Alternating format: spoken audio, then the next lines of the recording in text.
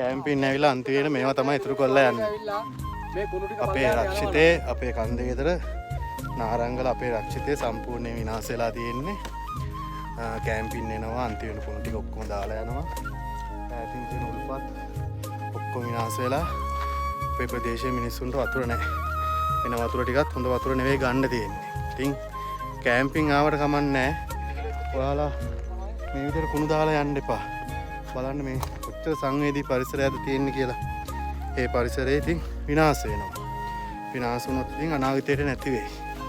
මේ පරිසරය රැක ගන්න එක අපි හැමෝටම අපි කාටත් වගකීමක්. මේ ශේෂ්ත්‍රයේ PHI විදිහට මම ඒරියා බාර PHI විදිහට මම ඔයාලගෙන් ඉල්ලීමක් කරන්නේ නාරංගල කැම්පින් එන්න ආවට කමන්නේ.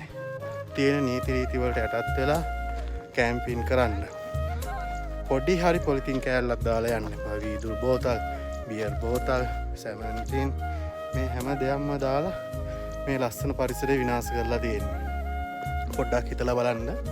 අපි මේ පරිසරය රැකගත්තොත් තමයි අපේ අනාගතයට අපි මේක ගෙනියන්න පුළුවන් වෙන්නේ. මේ මහත්මයා අපේ ගමේ කට්ටිය සියලුම දෙනා එකතු වෙලා ශේෂ්ඨ පරීක්ෂාවක් කරලා නාරංගල කන්ද මුදලට ආවේ. මේක ක්ලීන් කරන ගමන් ඉන්නේ කුණු රොඩු පොලිතින් ඒ සියල්ලම අපි ගමේ කට්ටියත් එක්ක එකතු වෙලා අද එකතු කරනවා. ඔයාලා එන්න මේ පරිසරයේ විදින්න ඒ විදලා මේ පරිසරයට 2.1වත් හානියක් කරන්න නැතුව යන්න.